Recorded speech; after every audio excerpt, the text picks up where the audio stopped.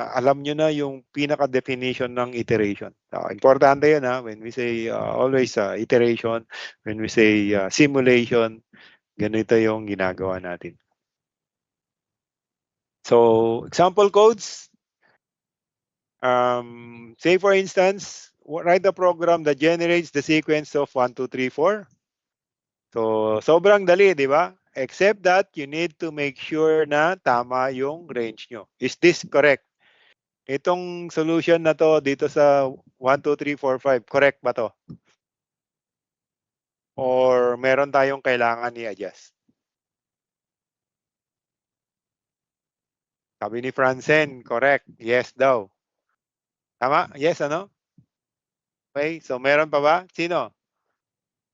Bago ko siya itakbo. So, sabi ni VB. Ano ba pangalan ni VB? Vivienne. Nagkan daw siya. Okay daw. Anyone else? Meron bang magsasabi ng kailangan merong palitan? Or, ayan, Mark is raising his hand. Yes, Sir, Mark.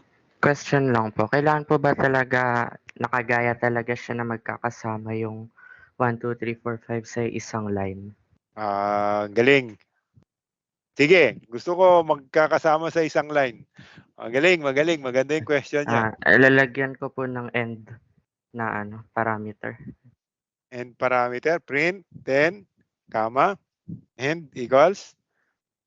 Ganyan? Opo, sir. Space Okay. lang. Okay. So, good. O, ayan, may nabago na yung code natin.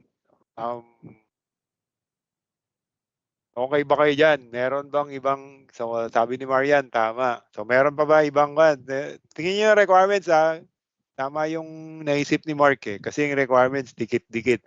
So, gusto nilagyan niya ng end. Okay? Pag pinrint natin yan, ayan, dikit-dikit na. Okay? So, thank you, Mark. Kasi pag wala yan, pinrint natin yan. Okay? So, iba dito. So, good. Ilagay natin to. Courtesy of Mark.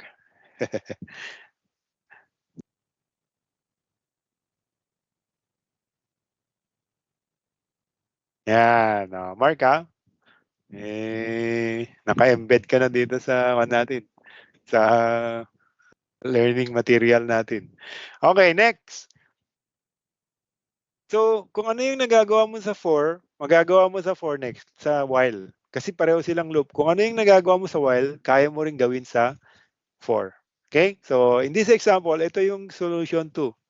Ang solution 2 is, ayan. Okay? So, lagay natin yung courtesy of Mark para, ayan. Okay? So, again, ang technique dito ito lang naman, ang technique kasi sa while is kailangan meron tayong decrement, increment. Doon sa for kasi automatic na because of the for I in, because of this statement. Pero sa while kasi, you need a conditional operator, conditional statement para mag-break ng loop. Okay? So, ito yung medyo mahirap sa while. Kailangan mo ng increment or decrement. And then, kailangan mo ng panibagong variable para panggamit mo doon sa loop. Okay? So, tingnan nyo. Si 4, dalawang line lang. Si while is nagdagdag siya ng dalawang lines. So, 4 lines siya. I, initialization, and then increment. Okay? So, pag niran natin to, 1, 2, 3, 4, 5. Any question? Liwanag Maliwanag pa sa ilaw ko. Okay, next, reverse sequence. Paano naman yung reverse sequence? So, ito reverse sequence You can now use the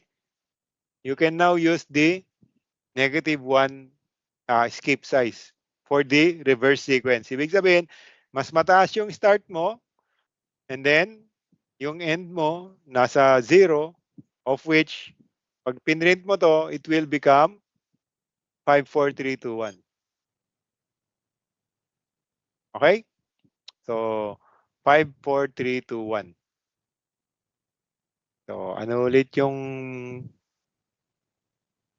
yung mga elements niya? Bakit 5 yung elements? Again, the same formula na ginamit natin is, ano yung formula na ginamit natin? It is end minus start. So, 0 minus,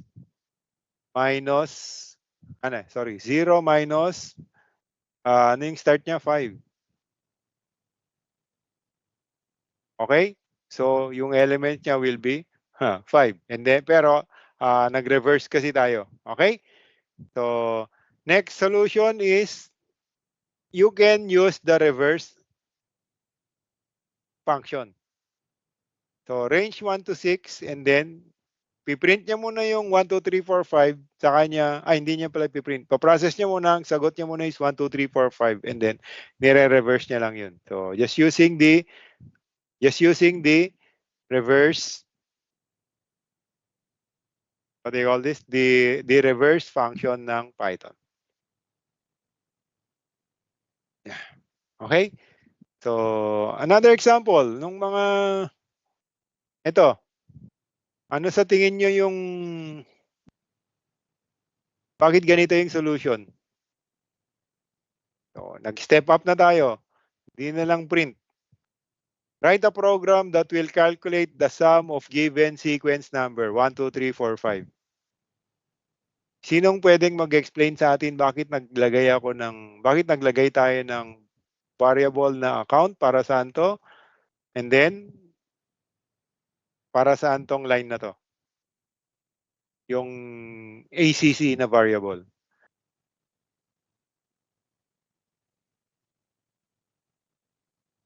Anyone na pwedeng mag-explain? Ang tawag dito, ang program natin is write a program that calculate the sum of given sequence number. 1, 2, 3, 4, 5.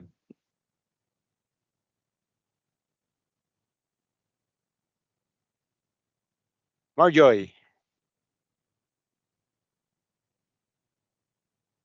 mag-unmute ka Bale muna. sir, ang pagkakaintindi ko po, naglagay po muna tayo ng variable po and yung value niya po is 0. Para po pagdating po sa for loop, which is yung range niya po is 1 to 6, 6, so 1 to 5 po yun. So, dun po sa loob po nung loop, magiging magbabago po yung value nung act. So, yung una pong mangyayari is 0 plus 1 po. So, yung value po nung I is, then ipiprint niya po yung value po nung I, which is yung 1. Then yung value po nung accumulator is 1 na po. Then uulit po siya hanggang matapos po yung yung for loop, which is hanggang 5 po siya. So, yung magiging final na value po ng accumulator niya po is 5 po.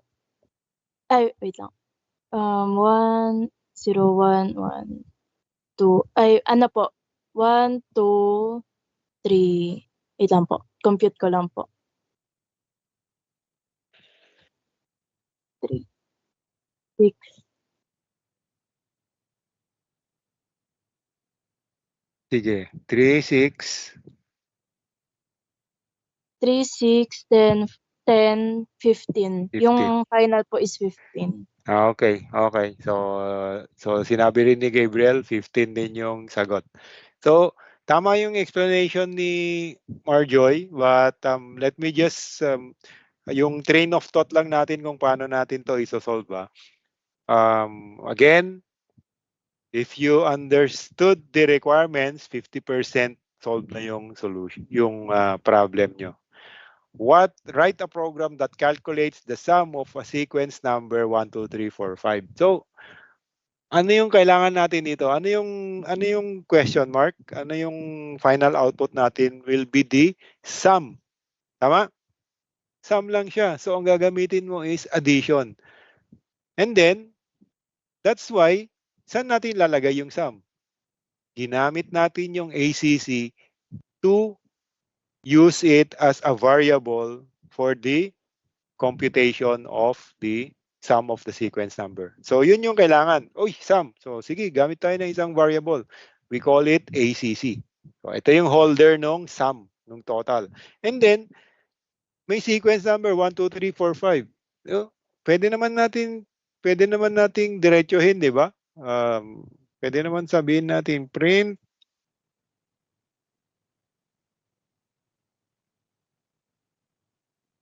print 1 plus 2. Ayan, tapos. Di ba? Tapos yung code natin. Pero ang sabi kasi since nasa for next loop tayo. So sequence number. So kailangan natin ng range since it's a sequence. So we know na train of thought natin for next loop lang to. Ang range niya is 1 to 6. Di ba? Ito na yon yung 1 to 6.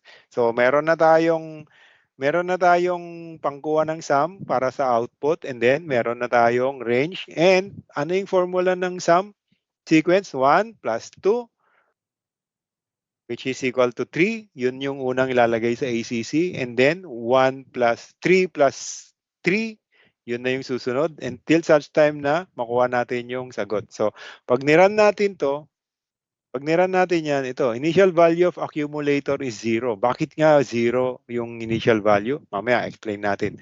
Okay, so the value of I is 1. So 1 muna, kasi 0 plus 1, which is 1. And then, next iteration is, the element is 2.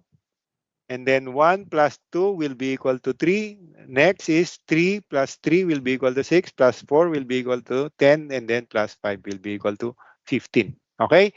So, yung technique niyan is, because of the requirement sum, and then the given 1, 2, 3, 4, 5, we were able to come up na, kailangan ko ng variable ng sum.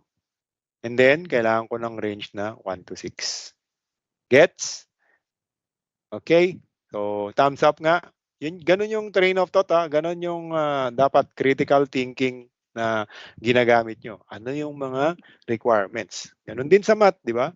Mga problem solving, like yung mga algebra nyo na problem solving, yung mga sentences, yung parang a boy travels to a train north 15 kilometers per hour is, ganun. Then, what is the speed? So, what is the speed? So, S yung kailangan mo. Ano yung formula ng S? S is equal to,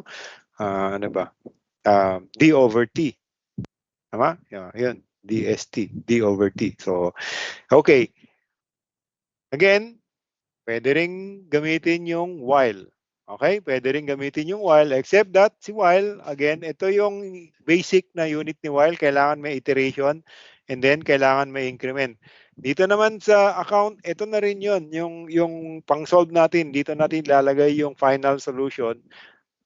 And then, ginagamitan natin ng conditional para sa 1, 2, 3, 4, 5. So, ang condition niya is, while I is lesser than or equal to 5. Bakit kaya yun? Because ang gusto nating mangyari is 1, 2, 3, 4, 5. So until mag-equal siya sa 5, okay pa. Pero pag 6 na yung I, pagdating dito, 6 is equal to I, 6 is 6 lesser or equal to 5. False na siya. And then, lalabas na. Okay? It's still 15. Next, so another example, counting. Count the number of items in the list. So, ito naman. In the list, ibig sabihin meron siyang list. Ito yung list niya. Nakalagay na sa program. Now, count the number of items in the list. So, ito yung count. Bibilangin mo lang siya. Pero, dinagdagan natin. Count the number of items in the list and get the sum of all elements in the list. Yun. So, dinagdagan ko ang get the sum of all elements. So, count ang kailangan natin. So, Meron tayong count na variable. Ang gusto niya lang number of items. So bibilangin mo lang to. 1, 2, 3, 4, 5, 6. So binilang mo lang 6. Yun lang yung ginagawa nito. Count. And then sum naman. So we have sum. So nag-declare ako ng sum na variable. So paano natin gagawin yun? Bakit 0 ulit to? Bakit 0? Bakit 0? Mamaya explain natin. So list and then iteration, variable, iter var in list numbers. Then we can now use sum, iter var plus sum, and then count is equal to count plus 1 lang. So we can just say, kasi binibilang mo lang naman, hindi mo kailangan ng, oops, control Z. Yan. Binibilang mo lang yung count. Binibilang mo lang to habang nag-iterate siya, ilang beses siya nag-iterate. Okay? Yung sum, the same doon sa ginawa natin kanina. Okay? Pag niran natin yan, the number of elements is 6 and the sum is 154. Maliwanag? O masyado nang mabilis. Binilisan ko na kasi na-explain naman na natin. Okay? What about the others? Dadalawa na lang yung... Okay. Okay. So, good. Okay? So, again, the same example, sum up the list of items, which is, ito, yun na yun. Yung kanina, sum yung ginamit natin, pero ngayon, total naman. But, the same solution. So, pag niran natin to, still 154. Okay? So, kanina, count and sum, and then ito, total. Total lang yung tinawag. Pero it's still the sum. And we are initializing it to 0. Okay? So, other example is this one. Ano kaya output nito? Anyone? Ano output nito? Error. Ano error?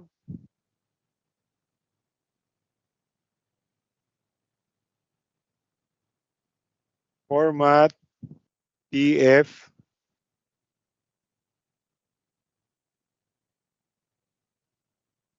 Ano error nito?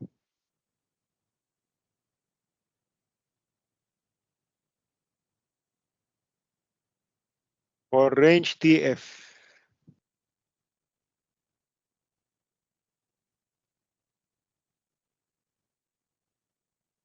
Wala yung ano tawag dito? Wala yung formula. Wala yung formula. Na-delete ko yata yung formula niya. Na-delete ko yung formula.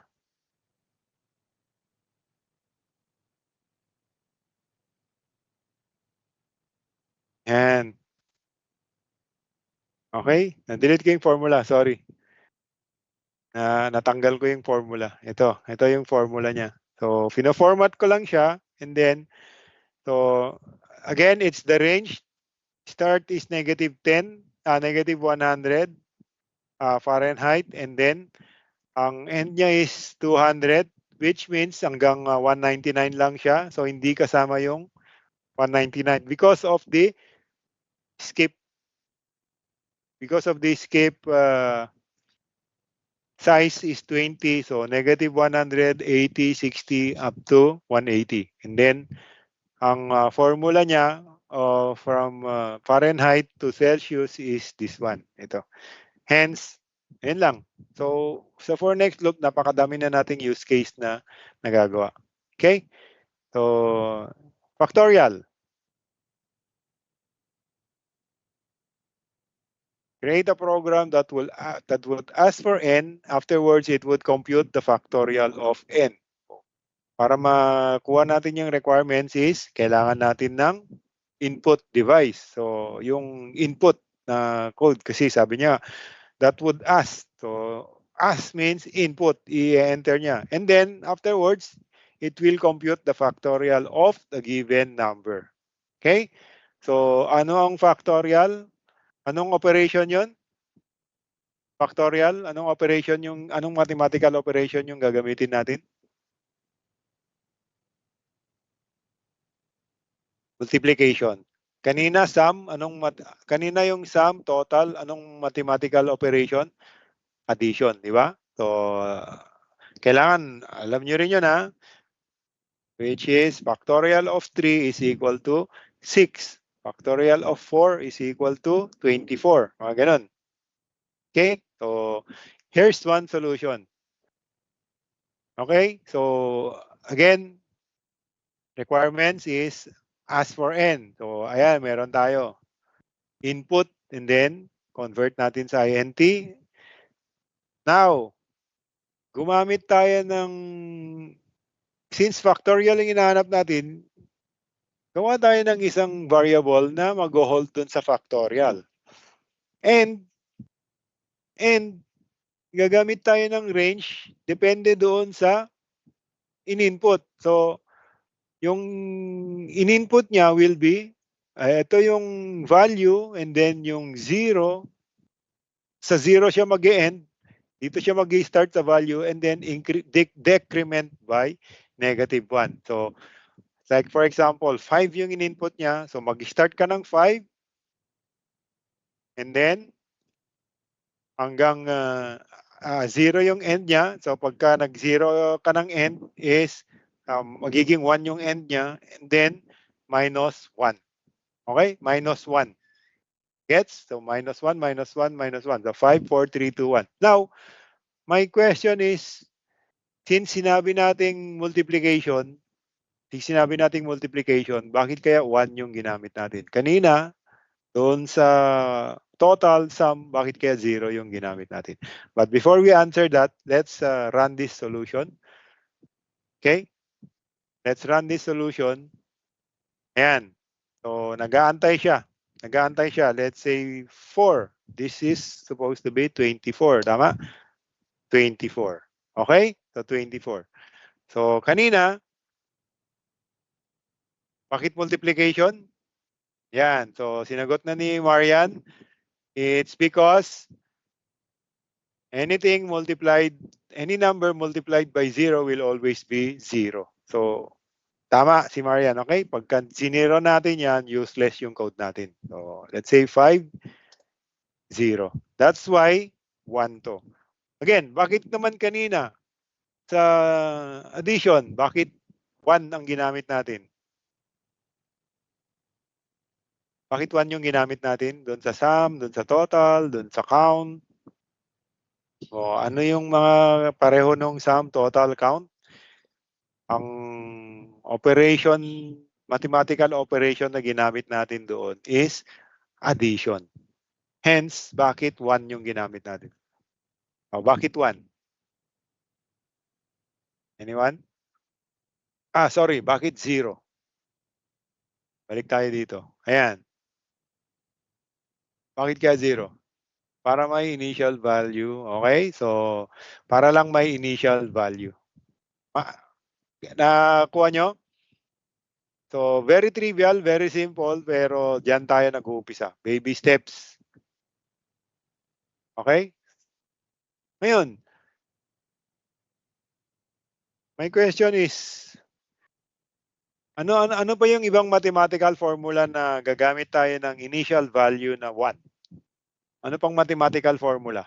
Mathematical operations na gagamit tayo ng value equal to 1. Okay? So, si Marian, division, pero question mark, hindi niya alam kung tama siya o hindi. Tama ba ang division?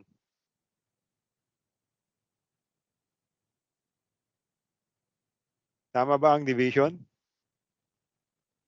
Okay, opo daw. Okay, ano pa? Meron pa ba? Division? So, may dalawa na nag-agree. Division. Ano pa?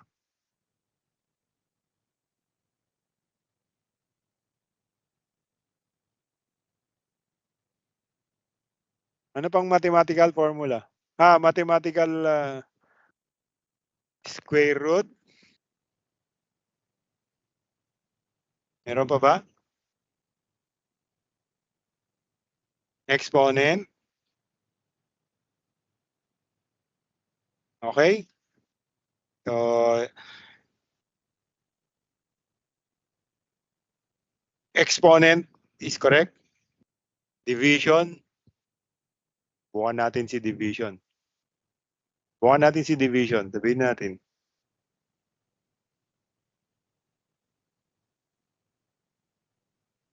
dv is equal to 1.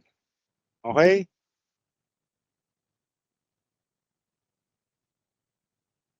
Kulo ko tong... Hindi, dito para mas mabilis. dv is equal to 1.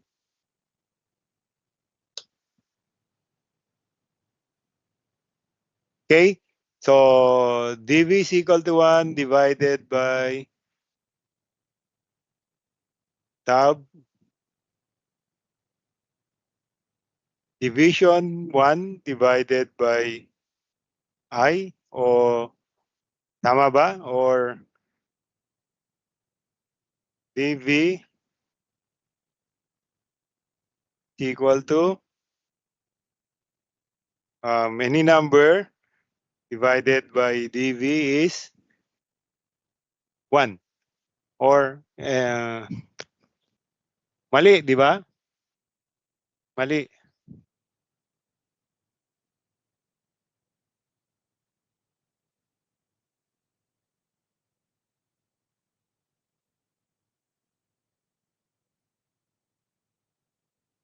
Okay? Pero so hindi conclusive si division, hindi conclusive si square root. Ang conclusive is si exponent. Okay? So dv is equal to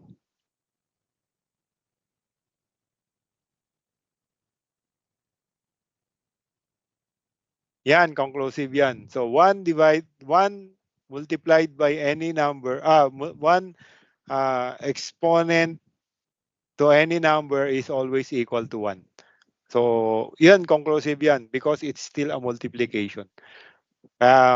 What about doon sa 0? What about doon sa 0? Ano pang mga ibang mathematical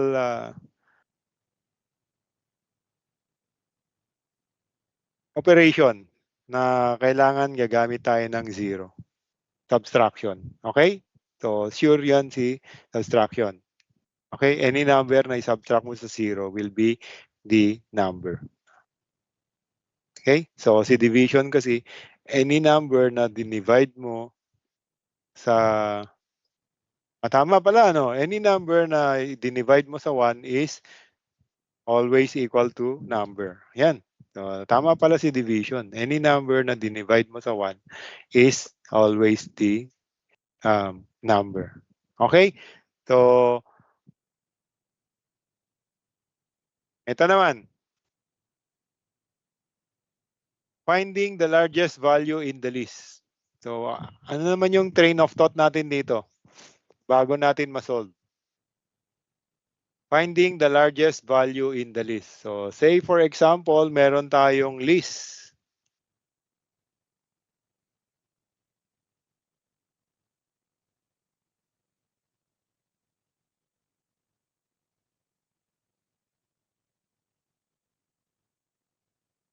Meron tayong list na, ano ba? 3, 2, 4,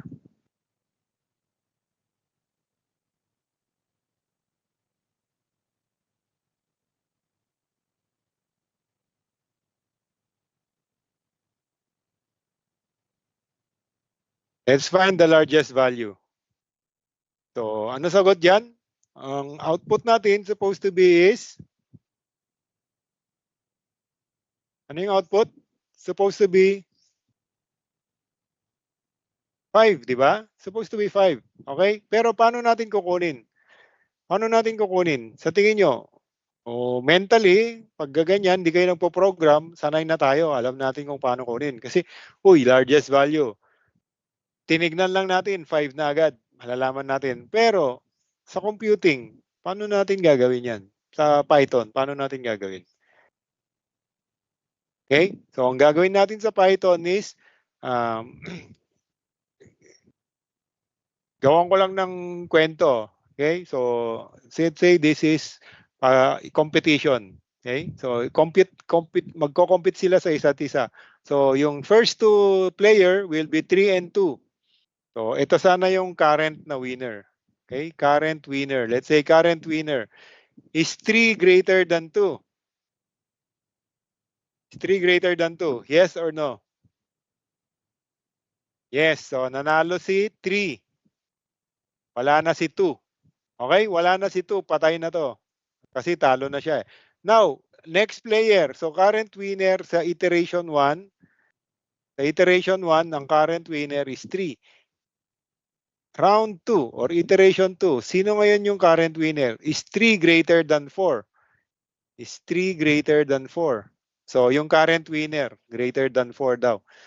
No. Therefore, ang current winner will now be 4, di ba? Eliminated na si 3. Now, iteration 3. So, current winner is 4 and then the next opponent is 5. So, is 4 greater than 5? So, current winner will now be, sino na yung current winner? 4 at saka si 5 yung nag-compete. 5. So, wala na si 4. So, pansinin nyo yan ha, yung current winner. Siya yung holder natin ng current winner. And then, meron pang kalaban. Meron pang kalaban, di ba? Patay na si 4, patay na si 3. Meron pang kalaban, meron pang isa, meron pa kasing natitirang player sa list. Now, iteration, saan na tayo? Iteration 4. Who will be the current winner? Is 5 greater than the next player, which is 1? Ano sagot? Still 5. Okay? Still 5. So, patay na to. Meron pa bang susunod sa list? Wala nang susunod sa list. Hence, after iteration 4, meron na tayong winner kasi wala nang player. Ang winner natin will be player number 5. So, ganun yung gagawin natin sa computing. Paano natin gagawin yon? Pag ginamify natin. So, yung gamification natin is we are using yung current winner is greater than the next player. Parang gano'n, di ba? Ito. Pero yung next player will always be from the element. See? 3, 2, 4, 5, 6. And then yung current player is this one. So, NP variable will be our for NP for NP in list. Tama? Ito na yung mga player natin. Ito yung mga player natin. And then, yung current winner will be, maglagay tayo ng if NP is lesser than current winner. Tama ba? O baligtad? Current winner, then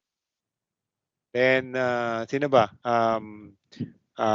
Current winner, hindi, baligtarin natin. If NP is greater than current winner, then current winner will be equal to NP. Else, si current winner pa rin. Okay? So, medyo gumulo na yung explanation ko, but let's see the output. Let's see the solution. Again, so ang tinawag ko dito sa itervar is the player. So, siya yung player for, let's say, palitan natin to ng player. Palitan natin yung player, hindi na itervar. So, player, player, player. And then yung largest is, palitan natin ng current winner. So, ginamify natin eh. Palitan natin ng current winner. Current winner, current winner, current winner, current winner, current winner. Okay? So, again, meron tayong initial value ni current winner. Nilagay natin ng very low yung number. Very low yung number. Negative 1,000, negative. Para doon sa unang player, siya yung panalo agad. Yung unang player. Kasi yung kalaban niya parang default. Okay? So, for player in 3 to enlist. Ibig sabihin, yung unang player, first player which is 3, is it greater than the current winner, which is yung initial value, default value is a very low number, negative 100. So it will always be true. So current player will be the first player. Siya yung unang panalo. Ayan, so iteration. And then next, meron na siyang kalaban, 41. Is 41 greater than current winner, which is 3? Yes, therefore, talo na si 3. 41 na yung current winner. And so on, until such time na si 12, hindi pupunta dito pag si 12 because 12 is greater than 41, false. Si 9, ganun din, hindi pupunta, false. Therefore, yung current winner pa rin is 41. Pero pagdating kay 74, 74 is greater than current winner. Yes. Therefore, current winner will now be the new player, which is 74. And then 15 eliminated because it is lesser than 74. So pag niran natin yan, ito yung output. Okay? So, nakuha natin na yung largest number will be 74. Okay? Maliwanag? Nakuha nyo yung explanation? Okay? Okay? So, ganun yung looping and ganun yung simulation. Pagka hindi nyo pa kayang i-mental, you can actually use yung iteration na manual na ginawa natin kanina we use the notepad. Okay? So,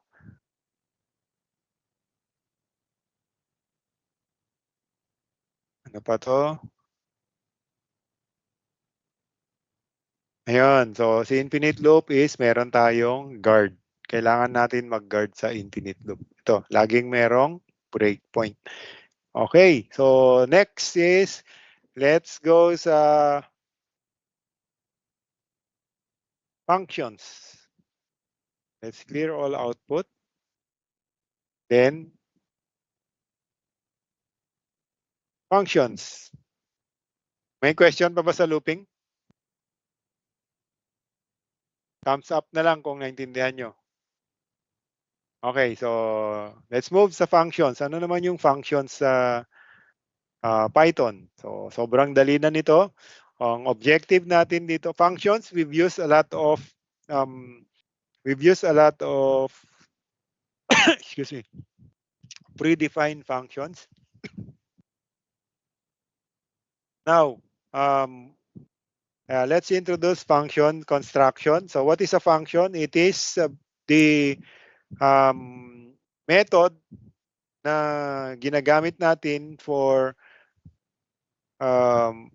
reusable codes. Okay? So, ganito yung function definition ng Python. Sobrang simple. You use the def command and then the name of the function, which is it can be alphanumeric. Same rule doon sa paggamit ng variable. So, function def and then function name and then the arguments or the parameters. So, in this example, ang function na to is called sum and increment and then with the signature of, ito yung signature na, tawag natin dito signature. Okay, so ang tawag natin dito sa function na to, sa line na to is the signature of the function. Okay? So this is the signature of the function, which is it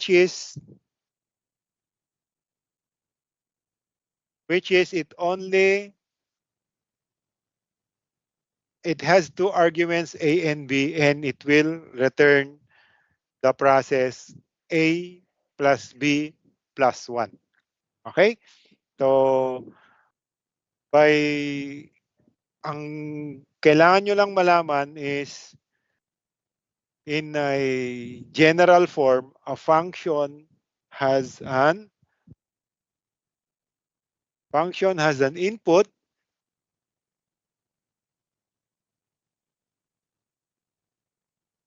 it has a process and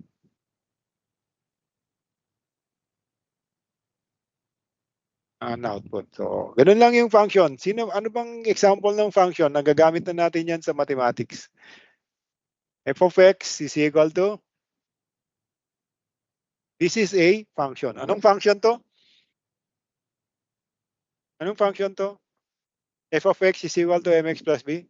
It is the function of a straight line. So you can create any straight line using this function sa Cartesian. Okay, so f of x is, this is the function name, f of x. Ito yung function name, f of x, and then ito yung output, ito yung input niya. Ito yung input niya, okay? Ang input niya is x, and then m is the slope. X is the input, and then b is the y-intercept. Okay? So, sana maalala nyo pa yan, mx plus b. Pero, ang tawag dito is the process. Okay? This is the process. Ang output nito will be the computation of the process. Okay? So, yung output nito will be the y or the, okay? Ang output nito is y-intercept. So, say for instance, yung m at saka yung b, yun yung constant. Sabihin natin, 3x plus 2. So, f of x, 3x plus 2. Ang input natin is x, ano yung output niya? So, say for instance, ang x natin is 1, 2, and 3. Ano yung output niya? Using this process. Ito yung process. Using this process, ang output niya will be, if x, the input is 1, the output will be 3 times 1 plus 2. Tama? Which is 5. And then, if x is equal to 2, 3 times 2, 6 plus 2, 8. And then, again, if the input of the function f is x equal to 3, and then 11. Okay? Okay? So, nagawa na natin yung function. Hence, we can now draw yung, ano tawag dito? Yung straight line. So, x is equal to 1, 5 daw yung y. So, ito yung unang point. X is equal to 2, 8 daw yung, ayan, x is equal to 3, 11 daw yung y. So, we have a straight line. Sorry, mali to. Dapat nasa 2 yung y-intercept eh. So, tabi natin dito. So, yan, ito, 2. This is the y-intercept, yung b, and then this is the slope, which is yung m. Di ba? So, alam nyo na yan, sa algebra yan. But, again, ganito lang yung function. The same yung concept niya dito sa computing. Let's go back sa computing. So, ito yung f of x, pero dalawa lang yung input niya, yung parameter niya. Dalawa yung parameter niya. Parang ganito. Parang example, meron pa sanang parameter na z. So, ayan, dalawa yung parameter. So, pwede pa rin yan, z. So, plus z. Okay? So, pwede pa rin. Okay? And then, ang nire-return niya lang is, parang ito yung mx plus b. Now, pag tinawag mo yung function, you call it by the name, function name, and then, yung input niya, and then, pupunta siya dito, 3 will now be equal to a. So, ito yung tagasalo, yung a will be the variable na sasalo doon sa ipapasa mo. So, a will be equal to 3, b will be equal to 4, and then ang i-output nito is 3 plus 4 plus 1, which is 8. The same, pero just using constant here. Now we are using variable.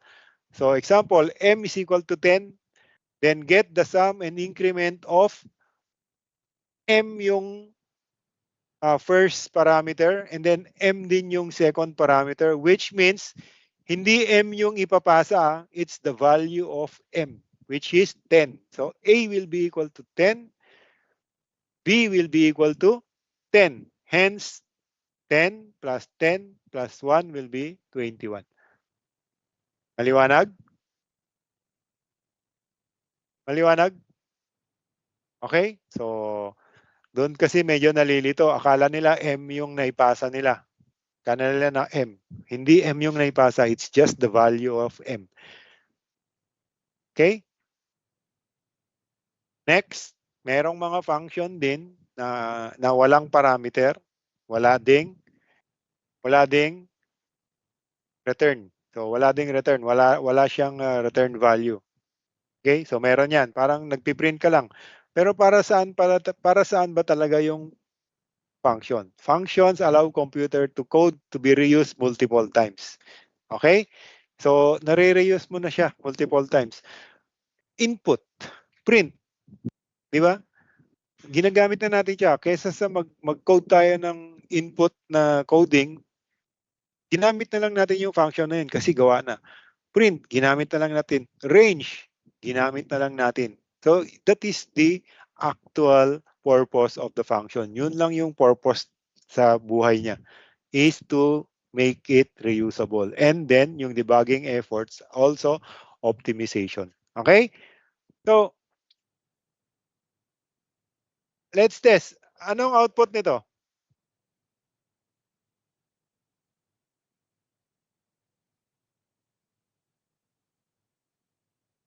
Anong output nito?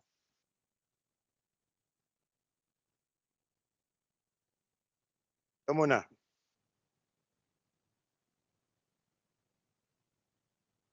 Anong output niyan? And anong ginagawa ng function?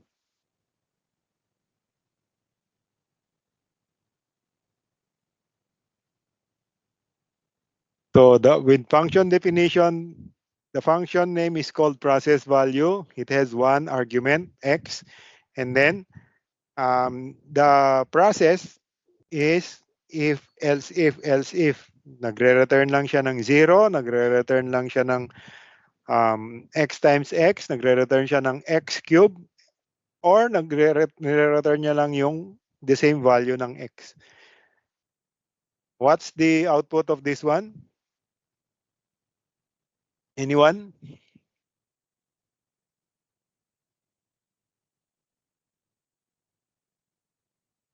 So, yung kinag-combine ko na 'to, meron ng if, meron ng function, meron na ring for next loop. So, combinations of foundation ng programming na 'to. Pero simple pa lang 'yan. So, merong sinabing 1018, which is coming from Mark. Anyone else?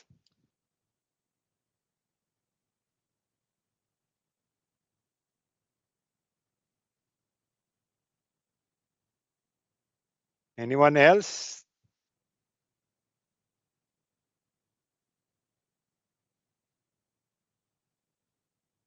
Si Mark lang?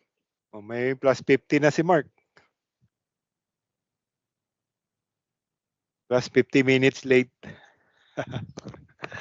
Anyone else? Sige. Ayun, may sumagot. Pareho. Marcus, 018 po.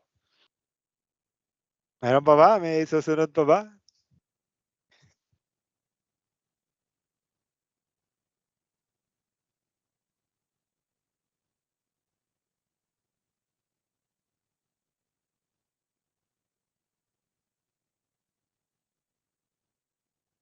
Zero, 018.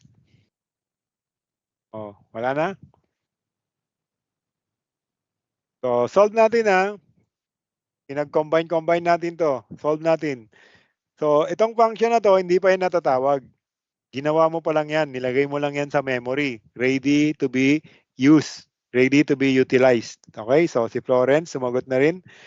Okay? So, nasa memory na to. And then, ito, print case 1. So, pinrint niya. Okay? Pinrint niya case A. So, nagprint na to. Case A, hindi ko na lalagay hindi ko na lalagay. Case A, 3 values. Pinrint niya yan. And then, for Y range 3, which means we have 3 iterations. Di ba? Again, sulat natin. We have 3 iterations. Sulat na lang natin. Iteration 1, iteration 2, iteration 3. Di ba? And now, each iteration, tinawag niya yung function.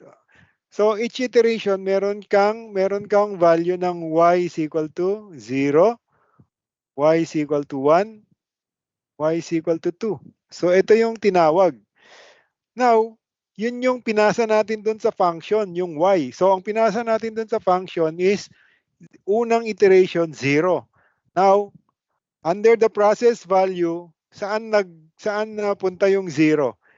Is it saan napunta yung 0? Napunta siya sa x. Okay? So yung y, which is equal to 0,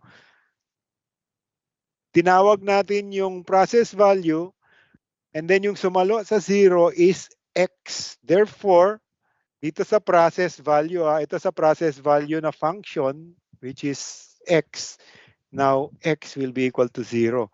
So saan siya napunta? Is 0 greater than 10? False.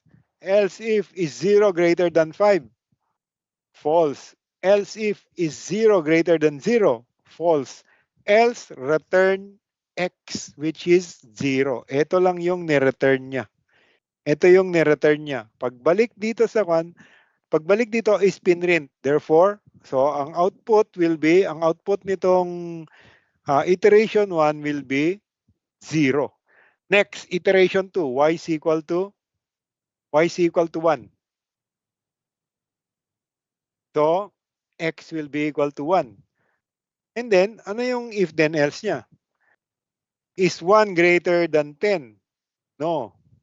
Is 1 greater than 5? No. Is 1 greater than 0? Yes. Therefore, return 1 times 1 times 1. So, ang ni-return niya is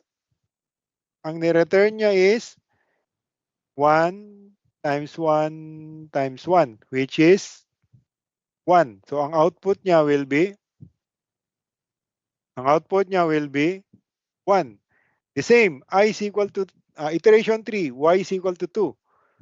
Okay, therefore, x, ang sumalo doon sa function is x. So, x is equal to 2. If then else tayo, is 2 greater than 10? No. 2 greater than 5? No.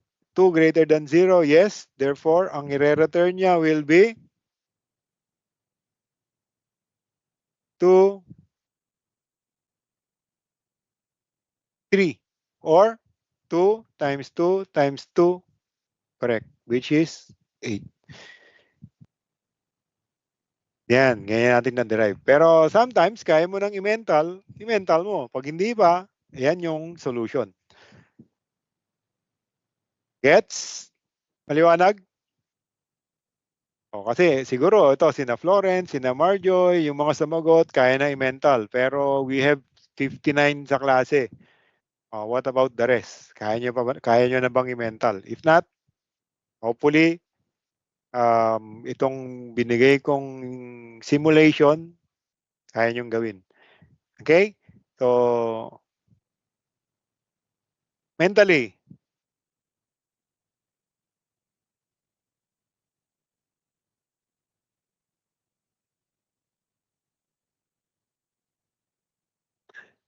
sobrang dami naman dito. For range is equal to 130. So, wag niyo nang ang dami. Okay? So, i-run na lang natin to. Sobrang dami to, 0 to 130. So, pansinin nyo pagka 11 to na, puro infinity na to. 0 to 13 na lang muna. 0 to 12, 0 to 13. Okay? So, tingnan natin to, 0 to 13. Pag niran natin yan, is, pansinin nyo 0, 1, 8, 27, 64, 125. So, these are the cube. Itong 1, 8, 27, 25, dito siya pumunta. Kasi it is 5 is still greater than 0. Dito kasi 5 is greater than 5, hindi. So papasok lang siya dito pagka 6 to 10. Okay? So 6 to 10 is 36, 49, 81, 100, which is papasok siya pagka kukunin niya lang yung what do you call this? Yung square pagka 6 to 10. Else, pagka greater than 10 na, 11 to infinity, it will always return 0. Ayan, it will always return 0. That's why, pag ginanyan natin yan, niran natin, puro 0 yung makikita nyo. Yan, puro 0. Okay? Maliwanag? Maliwanag. Maliwanag. Okay. Good. Now, pasok tayo sa arguments. Sabi natin, function signature for this one is subtract and increment. This is the function name, and then the signature is it has two parameters or two arguments. Pag sinabing argument, parameter, pareho lang yun. Okay? So, ito lang, tapos ito yung ginagawa niya. To call it, you can pass the arguments using using variables. So, ito lang din siya, alpha, beta, and then beta, alpha. So, ano kaya output nito?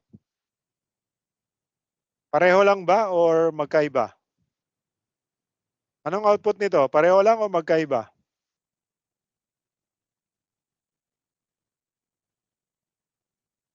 Sige nga, anong output nito?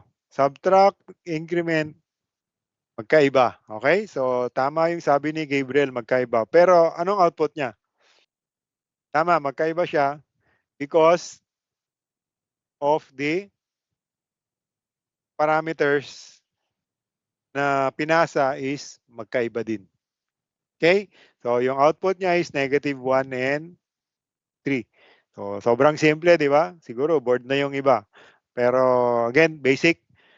So, alpha is +3 and then beta is +5. So, ang unang pinasa mo dito is alpha and beta, which is yung alpha will be given to A, which is 3. And then yung beta, which is 5, will be given to B. So, 5 minus 3 is equal to, ano ba?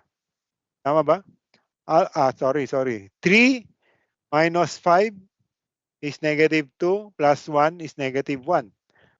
Hence, -1 yung expect -1.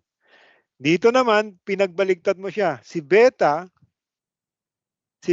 is napunta sa B, napunta sa A. Napunta sa A si beta, which is 3. And then si alpha naman, napunta sa B, which is 5. So,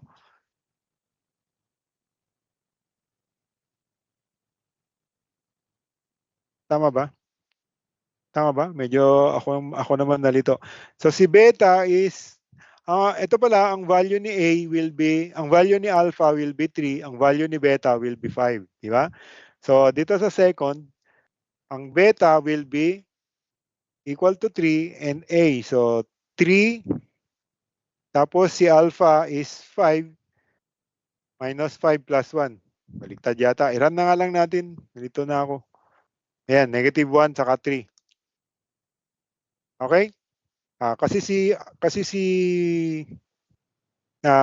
alpha is 5. Then yung alpha dito is 3. Bakit ganun? Okay? So, nagets niyo depende sa pinapasa niyong parameter, ang kukunin ni function will always be its argument. Okay? So, another one to call that function is you can explicitly say na yung A will be equal to alpha and then B will be equal to alpha. So, this one here is B will be equal to beta and A will also be equal to beta. So, ito yung output. Okay? Ito yung output. Magkaiba ulit kasi beta, beta. Now, what can be passed as a function as an argument? So, natutunan nyo na ba to? A function argument can be a function itself. Naturo ba sa inyo to? Ang argument natin, ang ipapasa natin sa function will be another function. Yes? No?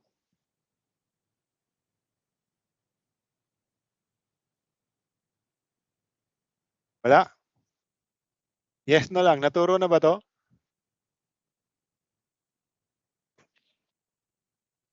Wala pa.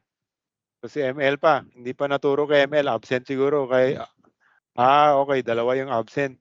Absent si Marian saka okay. So, the rest, alam na.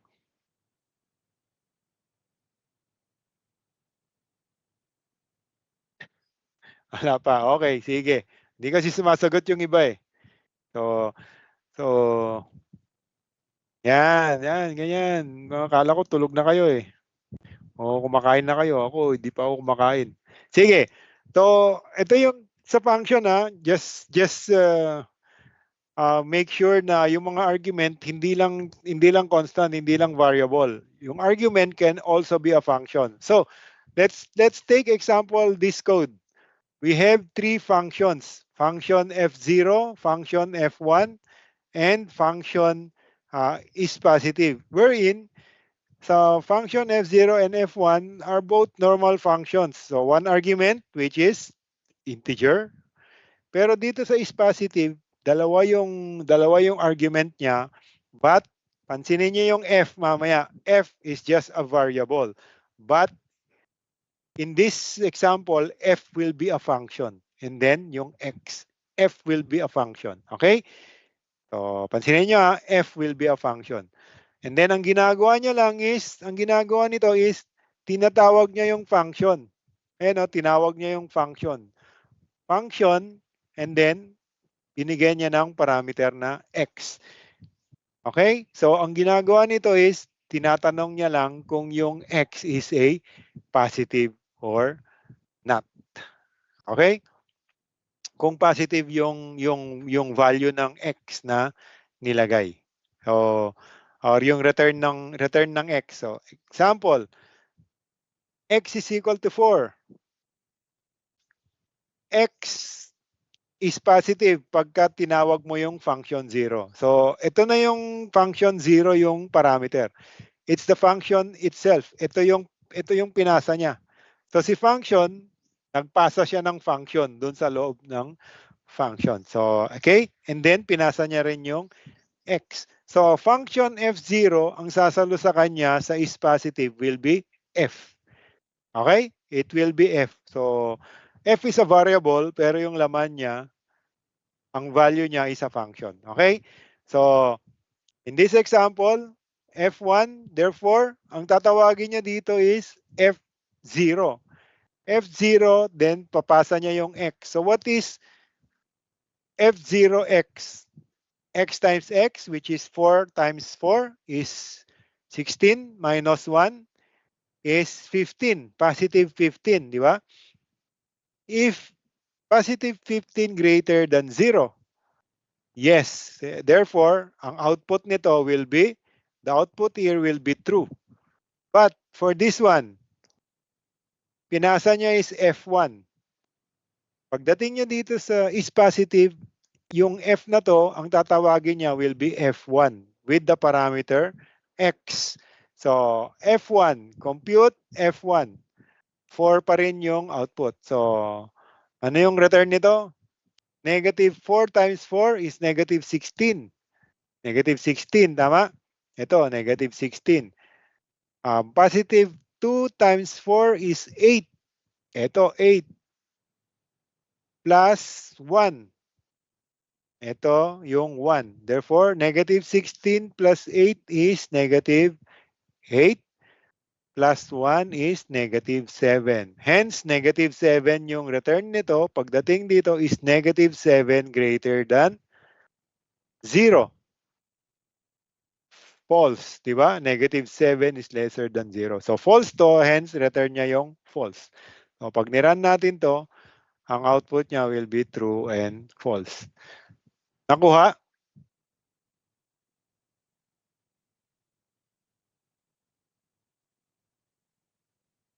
Naintindihan?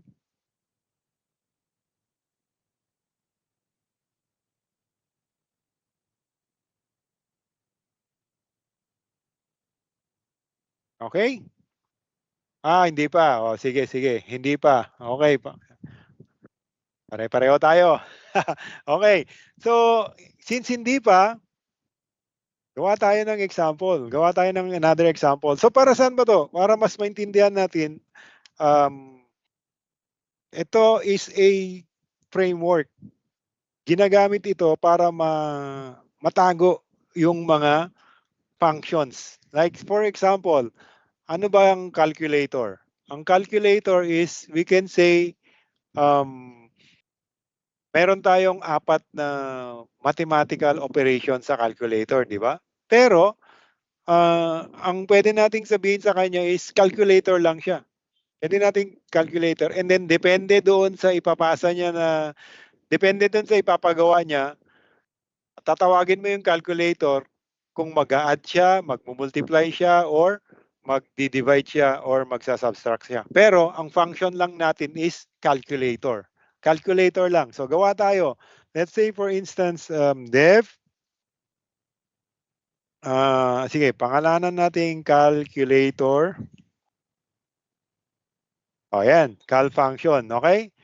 So ito lang, papangalan na lang natin, calculator. Calculator.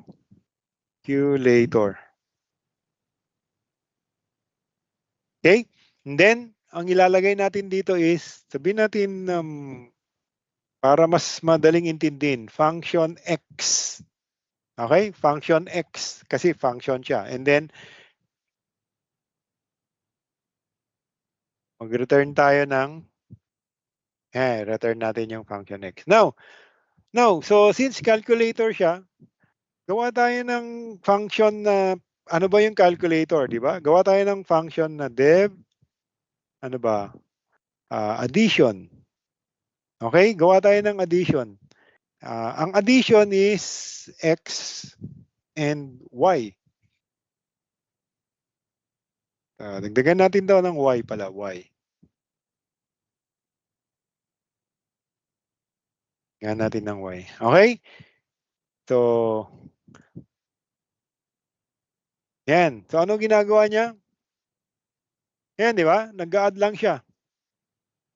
Dev subtraction. Kandi natin. Then, return x minus y.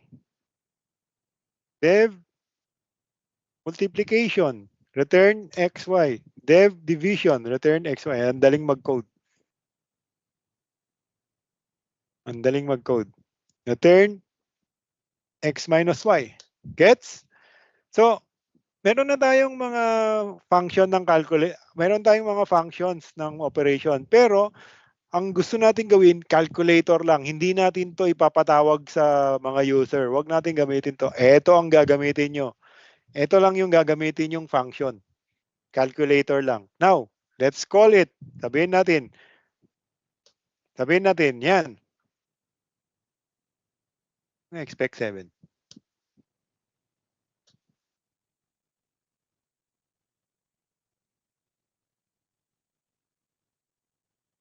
Okay? Nagets nyo? So, hindi ko i-expose to, tatago ko kasi akin 'yan, gawa ko 'yan, 'yan yung secret recipe ko.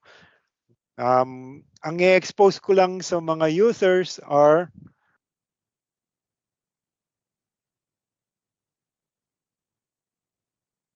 okay, sorry. Ang tatawagin ko lang sa kanya is yung calculator, and then depende na kung anong gusto niyang ipagawa. So, papagawa ko is addition, and then 3 at saka 4. Sa-subtract ko yung 3 at saka 4. Mumultiply ko yung 3 at saka 4, i-print mo yung sagot. Guess nyo? Isa lang yung tinawag kong function, calculator lang. Pero si calculator, siya yung tumatawag nung tamang function. Next is, pag tinawag niya yan, pupunta dito, and then, depende sa function na pinasa mo, is yung function is addition. Pwede natin i-ganyan yan, ha? Yan. And then x. And then y. Okay, so pwede rin natin itakbo yan, parang ganyan. Now, pag niran natin yan, nakuha nyo? So that's another simple example. Nakuha nyo siya? Maliwanag na? Hindi pa maliwanag, Bukas kayo ng ilaw. Okay? Ayan. Kung hindi pa maliwanag, magbukas kayo ng ilaw. Baka nadidileman lang kayo. Hindi nyo makita. Like, again, sabi ko sa inyo, framework siya. So, ito yung framework ng object orientation. Sige, mag-object orientation. Balik na tayo sa object. Ito yung framework niya. Okay? So, calcu. Then, inside the calcu, meron siyang mga tinatawag. Okay? Ito yung mga function. Add, sub, multiply, division. Okay? So, this layer here is, itong layer na to, hindi siya exposed. Nasa back-end lang. Nakatago lang. Mga IC nyo sana yan. Mga IC sa hardware. Mga memory. Ito yung UI niya. Ito yung user interface niya. Okay? So, ito lang yung UI niya. Gets nyo? Then, which means ito yung proprietary. Kung ano yung mga functions na dinescribe nyo dito sa loob, kayo mismo gumawa niyan. Ito, pwedeng iba yung gumawa. Okay? As long as ginamit niya yung mga requirements mo, yung mga kailangan mo ng dalawang parameter dito sa mga functions na to, then kailangan mo tawagin. Okay? So, yun, abstraction level. So, anong another example niyan is si mouse. Tingnan niyo si mouse. Si mouse is, ang tawag lang natin dito is mouse. Ang in-expose niya lang is right click, left click, mouse. Pero dun sa loob, meron siyang add. Sample lang meron siyang mga IC na kung ano yung ginagawa ng left click, tatawagin niya yung left click. Okay, nagsisend siya ng signal dun sa computer. So, that is proprietary. Pwedeng si Samsung, iba yung implementation niya sa add or dun sa left click. Pwedeng si Dell, iba yung implementation niya sa left click at saka sa right click. Okay? Hence, sa computing, we have this function can have a parameter function. So, kung ayaw nyo pang, ayan, ito ulit, ito pala, ayan, meron na pala yan. Okay? So, calculator, add, sub, multiply. And then, again, another example is shape. Say for example, ito lang gusto kong expose. Kahit anong shape yan, kaya kong kunin yung area niyan. Ito lang yung tatawagin mo, shape lang. Then, sabihin mo lang kung ano yung shape na gusto mong i-compute. Is it a square? Is it a rectangle? Is it a triangle? And so on. Now, I will be the one computing it. Paano ko siya i-compute? Akin na lang yun. Pero, I guarantee you na mas mabilis yan kaysa doon sa ibang nag-implement. So, ganun yun. Okay? So, these are the example. Again, pag niran mo to, ito lang tinatawag, ito lang yung naka-expose. Tapos sasabihin mo lang kung ano yung gagamitin mong shape and it can. So, length times width, compute me area of any rectangle. 9 times 10 is 90. Triangle, 90 divided by 2, that is 45. And area of a square is length lang, dapat. So, 9 times 9 is 81. Maliwanag? So, that's function, And another properties ng function is, sinabi ko na to sa inyo, there is a default. Default, you can use, these are the signature. Yung signature nito ngayon is kakaiba. So, TROVO is equal to and then A. So, meron siyang default value. Meron siyang default value na pag tinawag mo siya, pwede mo lang siyang tawagin na ito, dalawa lang, 0.3 at saka 4. Pag niran mo to, 0.3 at saka 4, meron siyang output. Kasi ang gagawin niya, since apat yung parameter niya, VO will be having the default value 0, and then A will have the default value negative 9.81. So this is valid. Another one is, pwede mo rin siyang i-print na i-override mo yung value ng VO, which will become 0. And then, override mo yung value ng A, which will become 4. Okay? So, valid din to. Gets? Another one is, you can call this function using 3 parameters lang. Pero, 0 at saka 2. So, itong first 2 parameter is mandatory. Mandatory itong first 2 parameter. Pag hindi mo yan nilagyan, hindi yan magra-run. But itong dalawang last 2 is not mandatory, optional. Kaya pag gusto mo siyang i-override, ito lang. So, yung A lang yung na-override. And, okay? So, pag pinrint natin to, ayan, so tumakbo. Valid siya lahat. Okay? So, ganito, nagamit na natin siya kanina. This is the same as range. Kaya pag tinignan nyo yung range, meron siyang iba-iba yung parameter niya. Pero meron siyang mandatory na parameter, yung end. Tama? Yung end, yung mandatory na parameter niya. But kung ayaw mong gamitin yung mandatory parameter, you can use different parameters. Hanggang 3 yung parameter ni range. Okay? So, yep. Ito, in-override mo lahat, but this is the 2 mandatory, and then in-override mo yung last 2. Okay? So, nirun natin, the same. Another one, nirun natin, the same. In-override mo yung A, but you use the value nung V ba yun? Na same as 0. Okay? So, return argument is somehow nagamit na rin natin, no?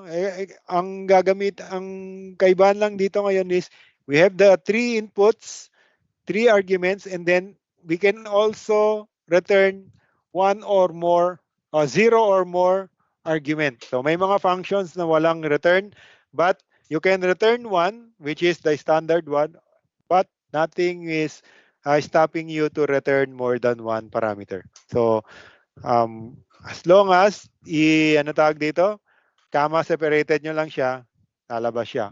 But pag nag-return yan, it will be a tuple. So, yung tuple, pag-aralan natin ulit yun, pero ang return nito will be tuple. So, example, ayan.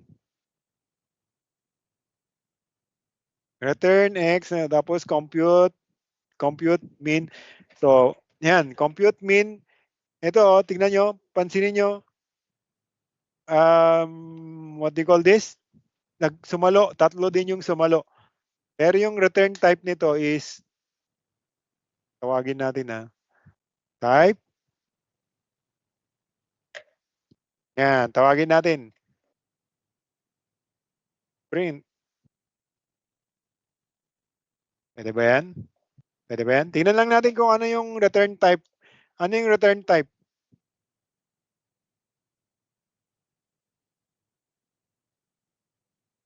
Ano yung return type? Okay? So, return type nitong return na to. Pag nirun natin yan, tuple. Okay? Tuple, yung return type niya. Gets? Pagka more than 1, it will always be a tuple. O, ano yung tuple na yan? Saka natin yan pag-usapan. Scope. What's the scope of the ano naman yung scope sa function? So, importante ito Pansinin nyo, meron tayong variable before that one. Scope is meron tayong local variable scope. Meron din tayong global variable scope. Okay? So, when we say local, pareho yung variable name pero hindi niya mababago yung hindi niya nakikita yung nasa loob ng function, or yung nasa loob ng function hindi niya nakikita yung nasa labas. That is the scope. Okay? So it has the visibility. Say for example, variable A. Tapos meron ka ulit dito sa loob ng function, meron ulit variable A. Ano kayang mangyayari diyan? Ano yung mangyayari? Okay? And then Dito naman sa loob ng function merong C. And then paglabas ng function, pinrint niya yung C. Pinrint niya yung C. Okay? So, obviously, pag tinignan niyo tong scope na 'to, itong C dito sa definition o dito sa loob ng function is local lang siya sa function. Na-gets niyo, local or visible lang siya sa function. Paglabas ng function, hindi niya na alam yung C. Okay? So this is an error because hindi siya na-initialize, hindi siya na-define. Gets nyo? Yung C? Okay, so alisin natin to kasi pag niran mo yan, error. Mag-error talaga yan kasi C is not defined. Although, yung C is nasa loob ng function. So, alisin na natin to. It is out of scope. Out of scope ang tawag. Hindi siya out of scope, undefined. Okay? Dito, tingnan natin yung behavior ng A na nasa labas ng function. Nasa labas ng function, pero nasa loob ng code. And then, 10 yung value niya ata. Pero dito, meron tayong value na 8. Pinrint natin sa loob ng function. Okay? So, pag niran natin to, pinrint din natin yung yung variable a na nasa labas ng function. Pag niran mo yan, kanino tong 8.0? Kay dummy function. Okay? 8.0. Pero paglabas niya dun sa function, pag pinrint mo yung a, hindi 8.0 yung nakuha. It is the 10. Nasaan yung 10? Galing dito sa labas ng function pero nasa loob ng code. Okay? So, importante to sa object orientation. Baka mamaya kasi may mga function, may mga variable na pareho yung variable, pero yung scope niya importante. Hindi mo makukuha itong A na nandito sa labas, dito sa loob ng function. Unless ipasa mo tong A. Like for example, this is A sa labas. Okay? So, pag ganito na yung function,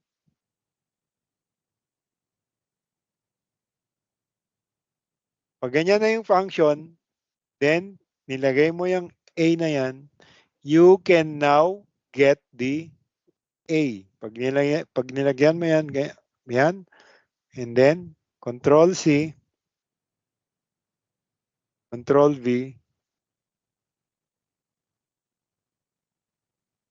yan. Okay? Sorry. Yan. So, makukuha mo yung A. Makukuha mo yung A dito. Yan. Pag niran natin, oops, sorry. Call the function B, dummy.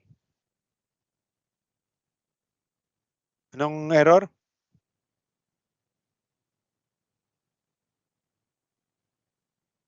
A is not defined.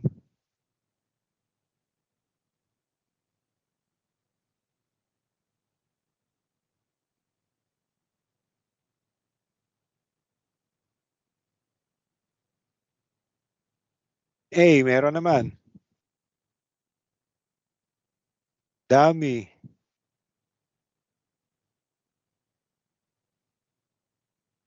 Aha. Ano error nito? Sinong pwedeng tumulong? A is not defined, sabi niya. Pwede nating i-fix to.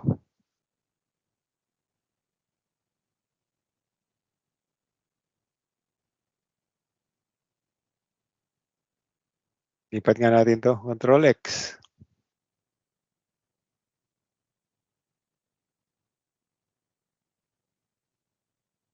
Control X. Control V.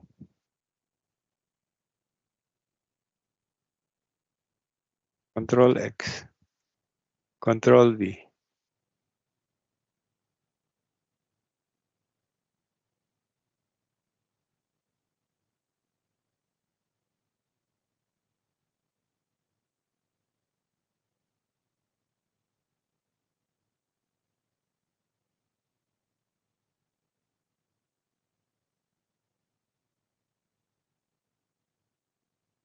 Bakit ayaw?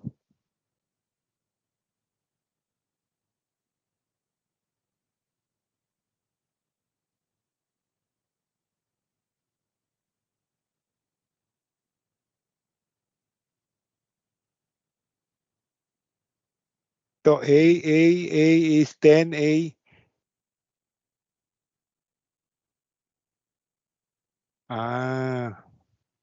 Alam ko na.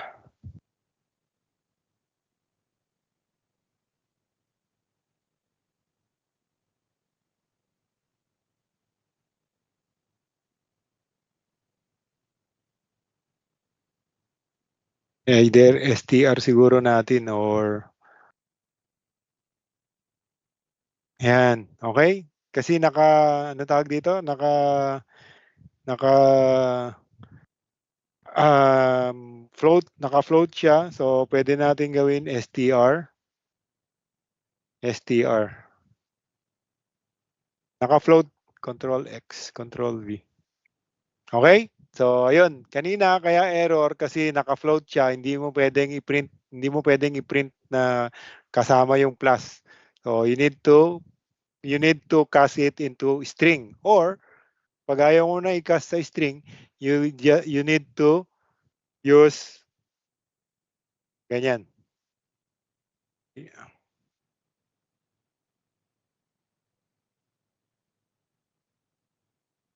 Okay? You need to use. So ayan, okay? So ibig sabihin, ang ibig sabihin nito is yung A na to is hindi visible dito sa loob ng function. Now, let's try palitan natin yung A sa labas. Control C, pag pinalitan natin yung A sa labas, let's say 23, tingnan natin yung kung mapapalitan yung A sa labas. Okay? So hindi pa rin. It's still 10. So ibig lang sabihin is kahit anong gawin mo dito sa loob, hindi niya sakop, or wala siyang privilege to access the variable A or the same variable. Okay? So last is we have the recursion. Ang recursion is a function that will call itself. Okay? So a recursion is a function that will call itself. Natutunan nyo na to, di ba? Tama? Yes or no? Recursion.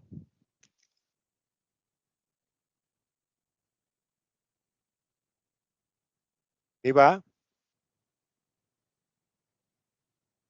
Hindi tinuro sa inyo to.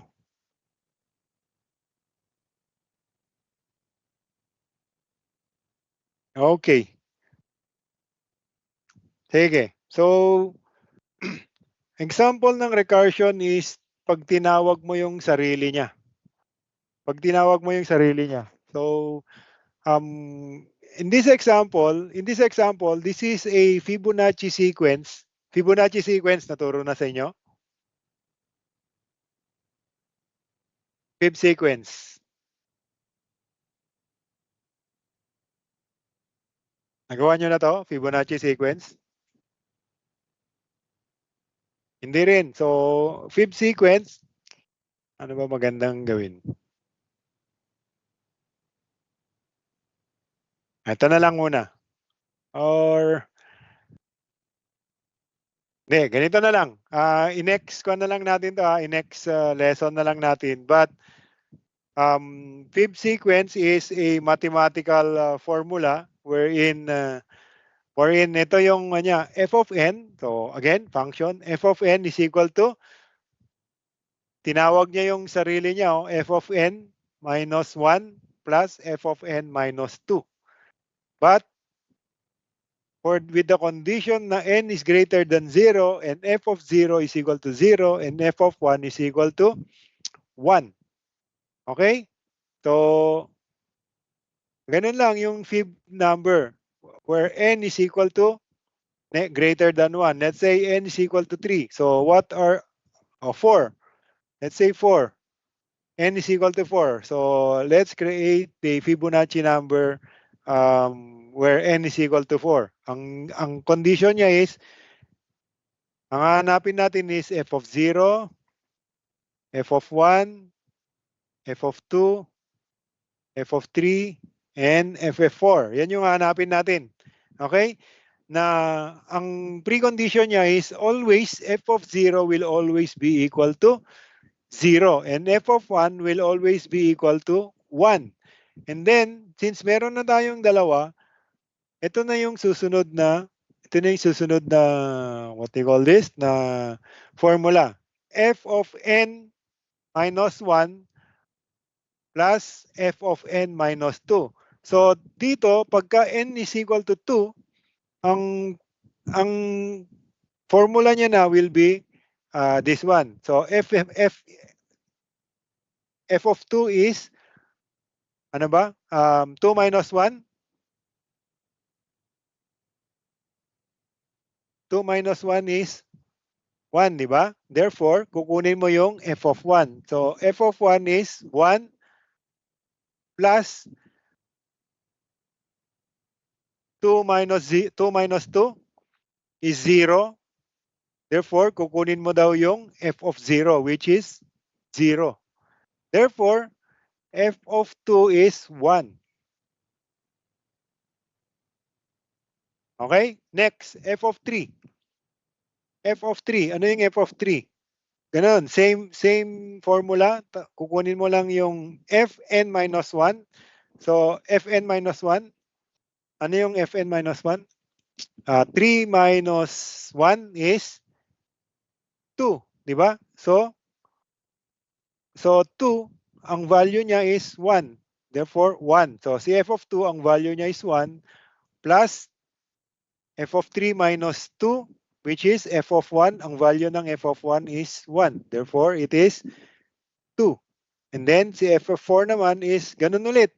Kukunin mo lang yung previous value at kukunin mo yung yung previous value, which is 2 plus 1, which is equal to 3. And then, si F5, pag gusto mong kunin ulit si F5, ang pinaka-technique niya lang yan is get the previous value of f of 4, which is 3, and then get the previous value, which is f of 3, which is 2.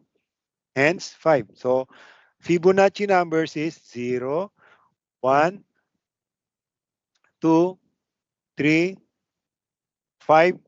From here, anong susunod? Anong susunod? 5?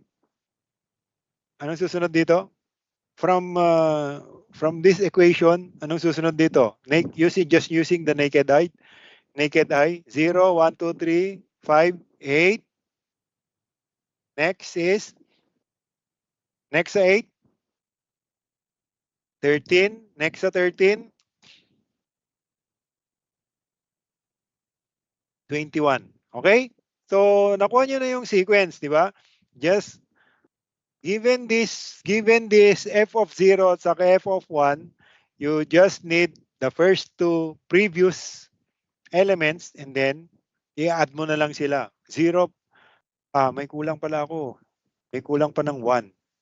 Okay, kulang pa ng 1. 0 plus 1 is 1, 1 plus 1 is 2, 1 plus 2 is 3, and so on and so forth. Okay, so pag niran natin yan using computing, again, starting for the value f of 0 and f of 1, so constant talaga to, wala kang magagawa. Now, this is the output. This is the actual. So, f of 4 is 3. Kanina, tama? F of 4. What is f of 4? Ayan, 3. So, nakuha natin. 3. F of 8 is 21. 1, 2, 3, 4, 5, 6. 0, 0, f of 0, 0, 1, 2, 3, 4, 5, 6, 7, 8. So, f of 8 is equal to 21. Gets? And ito yung loop. Ito yung loop na computation. So, pag tinignan nyo yung loop, ito lang. F of 1, f of 0, f of 1, f of 0. So, anong ginagawa niya? Pina-plus mo lang yung f of 1 saka This is the previous, this is the previous. And then, ina-update mo na yung f of 1. Kasi tapos ka na doon sa previous, update mo yung f of 1 para, update mo yung f of 0 at saka f of 1 para yung susunod na counter mo is nandito na. Nandito na. So, una, ito yung f of 0, f of 1. F of 0, f of 1. Now, kailangan ilipat mo. Alisin mo na to, ito nang magiging f of 0, ito naman yung magiging f of 1. Ganun ulit. Pagka natapos na to, ilipat mo lang to using this formula. Okay? So, ina-update mo lang yung f of 0. Now, next week, gamitin natin to, kunin natin to. Paano ba natin nagawa? Ito lang yung recursive, oh. Sobrang simple. Ito lang yung recursive. Pag tinignan nyo, this is the loop solution. Pag recursive, sobrang simple. Okay? So, for our assignment is, pag-aralan nyo kung paano yung recursive, tatawagin niya lang yung sarili niya. And then, paano natin isi-simulate? Paano natin siya ilalagay dito? Diba? Kanina, nagsisimulate tayo ng iteration 1, iteration 2, iteration 1, iteration 2, mga ganun, diba? But for recursive functions, paano natin isi-simulate? So, ituturo ko yun sa inyo next week. Then, the rest. But, for now,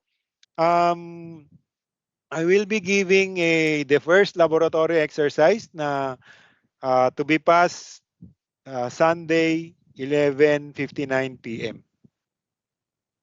Next Sunday. What is next Sunday?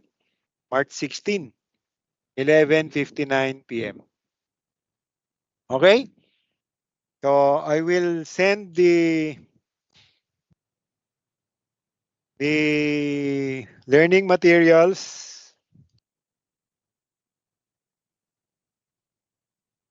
after the meeting together with the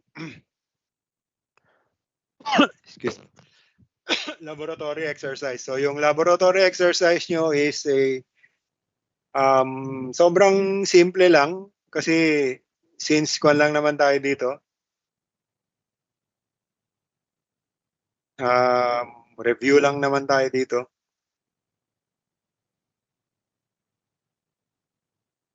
Ito ba yun?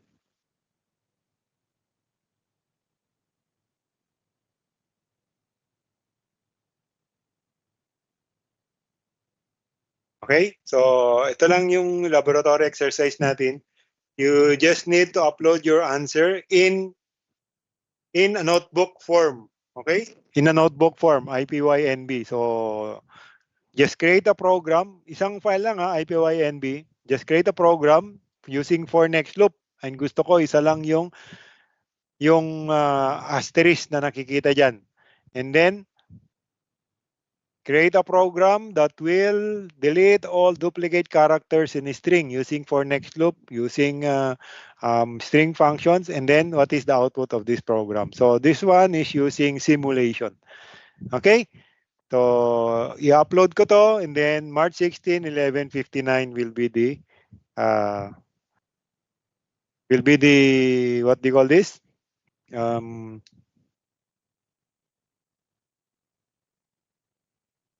Will be the deadline. Any question?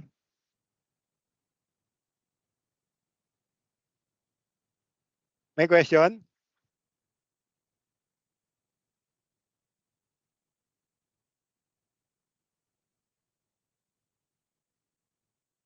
Kung wala, let's end the session for today. Pero before that, let me just call kung merong mga late or absent.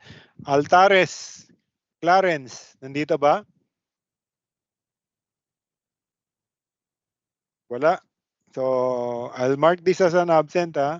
Next, Baltasar. Van? Baltasar? Wala pa rin. So, absent. Next. Baltasar? Okay. Late. Okay, late. Tag you as late. De La Cruz, Rainier? Late po, sir. 8. Okay, thank you. Thank you po. Gian Enabore. Sir, present po. Okay, pero late. Galamgam, Owen.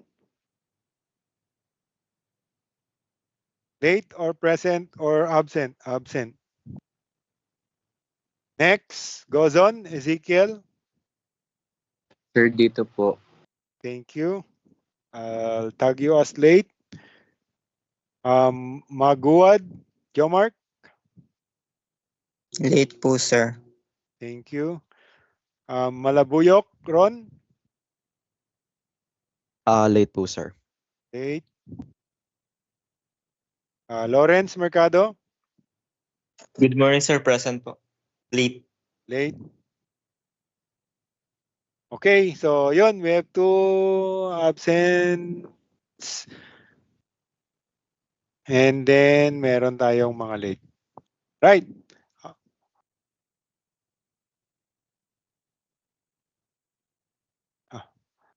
Teka. Late si Lawrence, late si Malabuyok. Tama? Malabuyok, late, present. Late po. Okay. Okay. Mali yung napindot ko eh. Okay, so yun, i-send ko na yung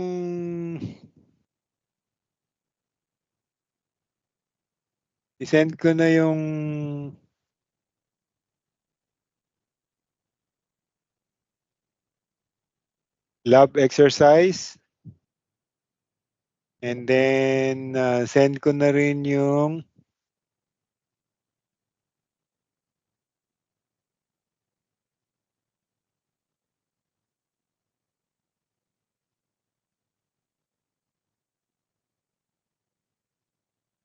loop and function.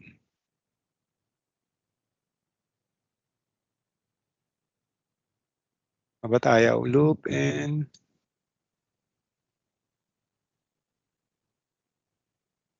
ano naman? And okay, so see you next week pero online pa rin tayo, ha? Thank you. Bye, sir. Thank you po. Bye-bye. Thank you po, sir. sir. Thank you po, sir. Thank you po. Goodbye po. Thank you po, Thank you sir. po, Bye sir. po.